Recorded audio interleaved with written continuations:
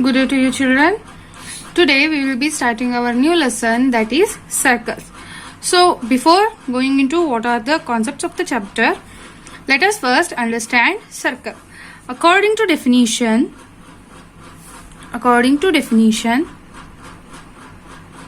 a circle is a locus or collection. Locus also means collection. So a circle is a locus of all points equidistant from a single point. This single point in a circle, we call it as the center of the circle. So circle is a locus or collection of all points equidistant from a single point. If we were to draw and analyze the definition, then so you can see here,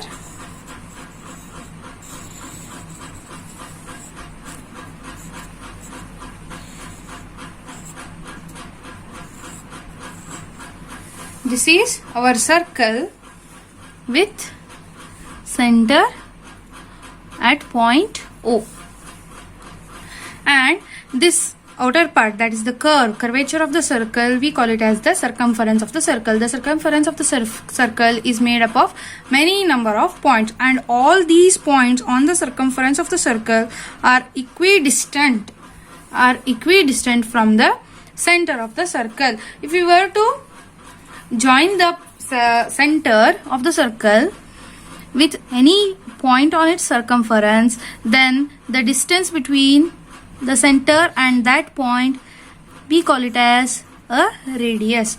So this is point A and point B, and we know that OA is equal to OB because both of them are radii of the circle, so they are equal. So circle is a locus or a collection of all points equidistant from a single point, that is the center of the circle. So now coming to a circle and a line. Here we have a circle with its center as point P. Now when we talk about a line and a circle together, there are three possibilities. One is that the line might never touch the circle. If both the line and the circle lie on the same plane, that here our plane is the paper, it is a two-dimensional surface.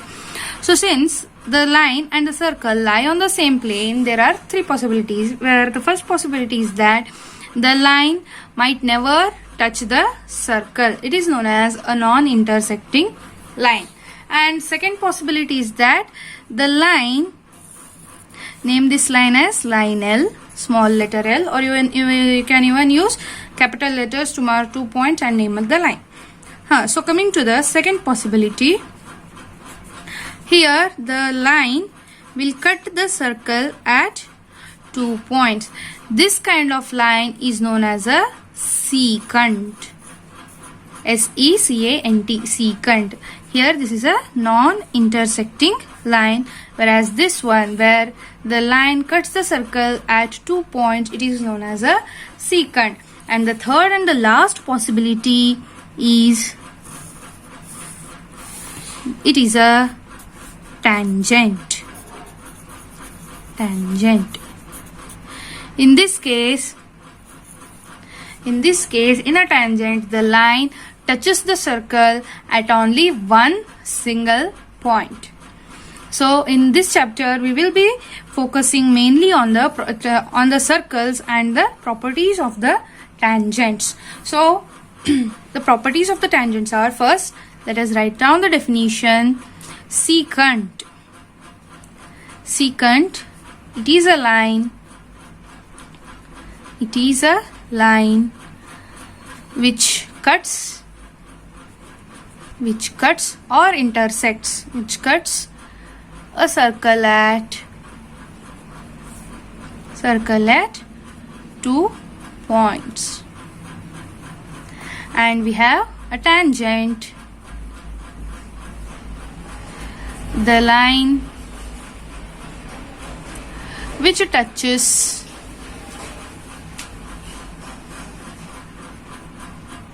a circle. Here we use the word cuts or intersects. Here we are saying which touches a circle at a single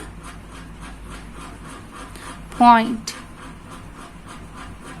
Here you can see that the third scenario where the line touches the circle at one particular point, we call that line as a tangent. Whereas when it cuts the circle at 2 points, we call that line as a secant. The lines are known as tangents and secants. They are different from chords.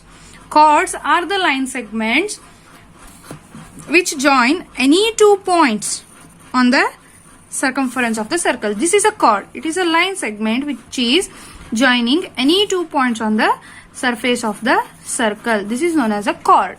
Whereas secant is a line which passes through the circle at any 2 points, whereas tangent is a line which touches the circle at one particular point. That is the major difference between these three elements belonging to a circle.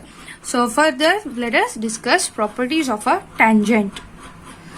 Properties of a tangent. The very first property is that it touches the circle or intersects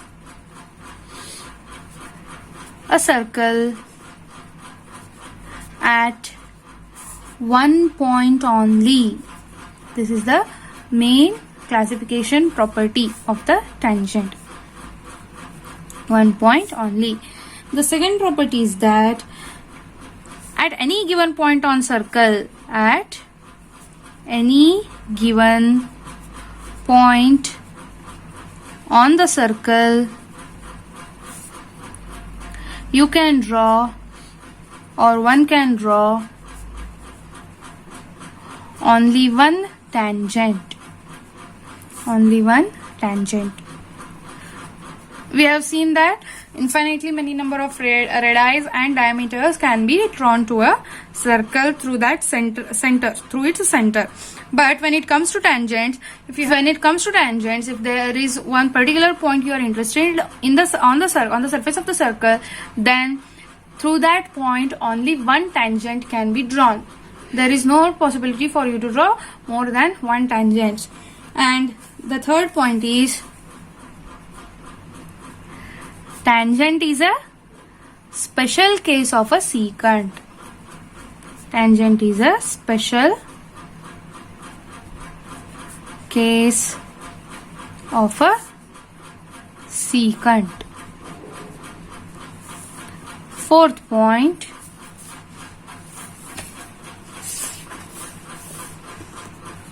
the point where a tangent touches a circle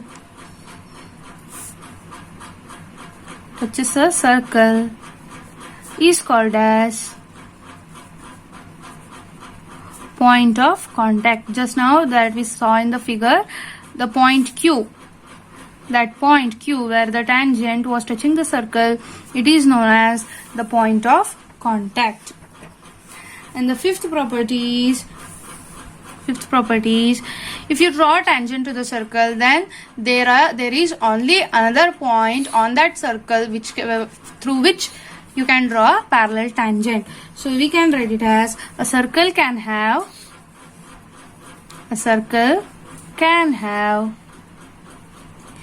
two parallel tangents at the most. Two parallel tangents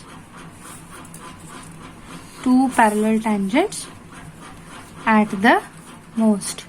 So these 5 points are one of the major properties of the tangents drawn to a circle. And then comes the sixth property, which is also a theorem, very important theorem, which is important from your examination point of view. So that theorem states a tangent is always perpendicular with two through the radius of the circle,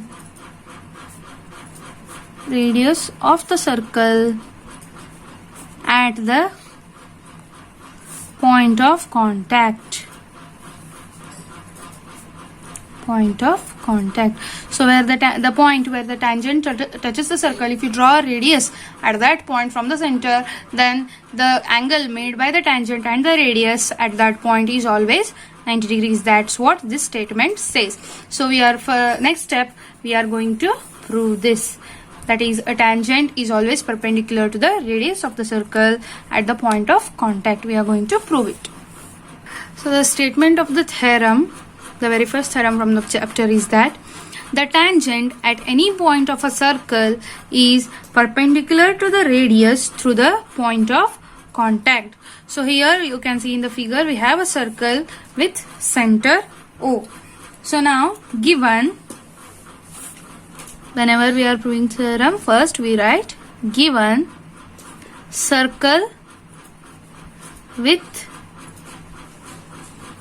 center O, and we are also told that the circle has a tangent at some point on its surface. So here let us draw a tangent.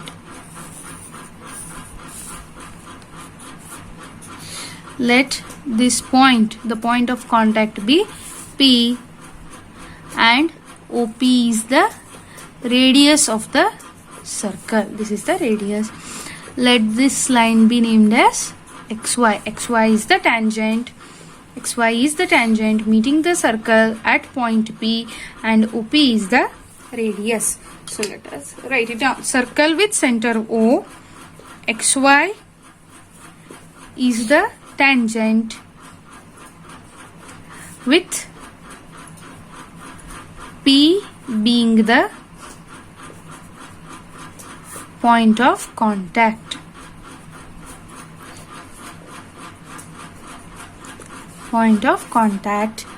Our job is to prove.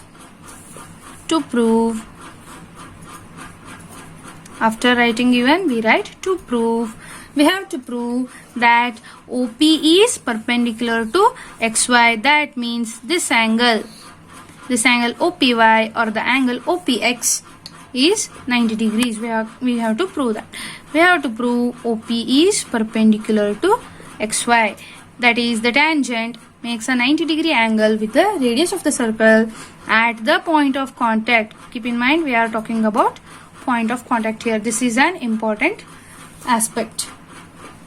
So now construction.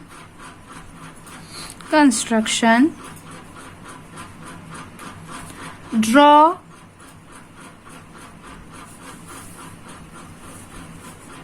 OQ with Q being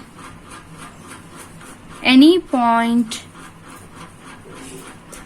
on the line XY. So let Q be some point on the line XY or on the tangent XY.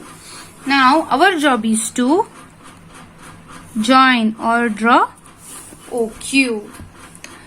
So here, from the figure and from the logic of the tangent, we can say that Q is an exterior point to the circle, or Q lies outside of the circle. So proof. After construction, proof. We know that Q lies outside the circle.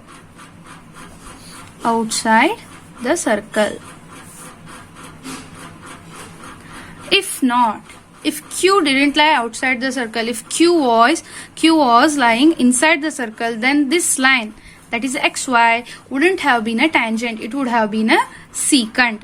So write it down, because XY is a tangent. If it was a secant, then there was a possibility that Q would have been lying inside the circle. Remember, because we know that tangent touches the circle at a single point. There is no possibility that any of the points on the line or on the tangent line will lie inside the circle, inside the surface of the circle. So therefore, since Q is lying outside of the circle, we can say that OQ is longer than OP.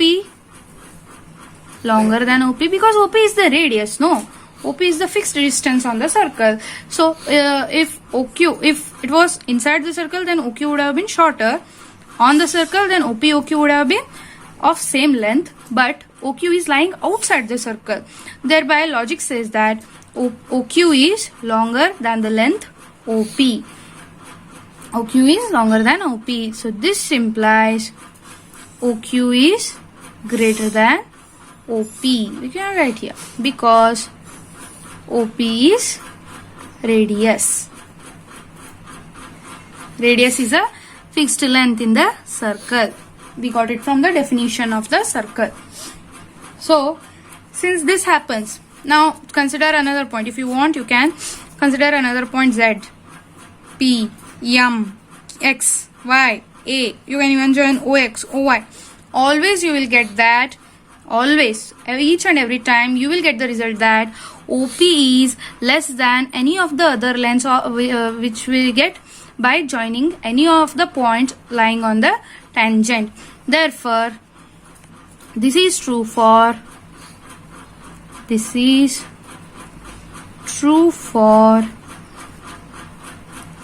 every other point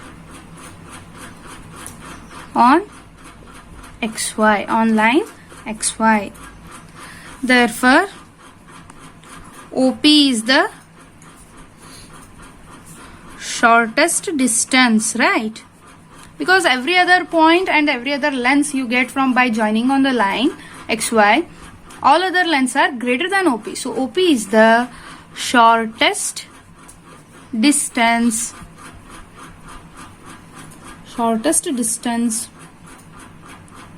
of all the distances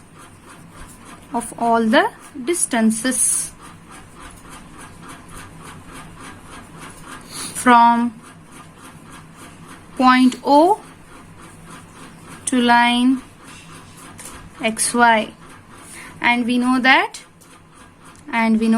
the shortest distances, you learnt it in 9th standard circles chapter. You learned that the shortest distances are always the perpendicular distances. So this implies OP is perpendicular to XY. Whenever we measure the distance of a point, the distance from a point on any point on the given line, the shortest distance is the perpendicular distance. Rest all distances are longer than the perpendicular distance. Here we are using converse of that statement. Here we are measuring the distances and saying that this particular part is the shortest, so it should be the perpendicular distance. That's what it says here. We got our result. Hence, proved. Thus, remember, at the point of contact, the tangent always makes a 90-degree angle with the center of the circle. Or you can even say the tangent is perpendicular to the radius of the circle at the point of contact. This was the very first theorem of your chapter. Exercise 4.1.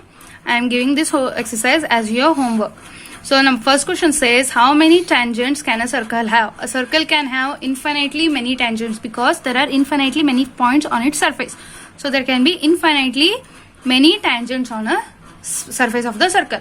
But at any given particular point on the circle, there is only one tangent. If you draw a circle, then at any point there is one tangent. But considering all the points, there are infinitely many tangents. So you can write it as a circle can have infinitely many tangents. So fill in the blank. Second main, a tangent to a circle intersects it in dash point. So how many points? 1 point. A line intersecting a circle in 2 points is called, at 2 points, intersecting at 2 points, we call it as a secant. A circle can have dash parallel tangents at the most. I told you 2 parallel tangents. A common point, the common point of tangent to a circle and the circle is called the point of contact. It is known as point of contact. Fourth one, draw a circle and 2 lines parallel to a given line such that one is a tangent and the other is a secant to the circle. So draw a circle, draw a tangent and draw a secant parallel to that. One should intersect at one point, the other should intersect the circle at 2 points. So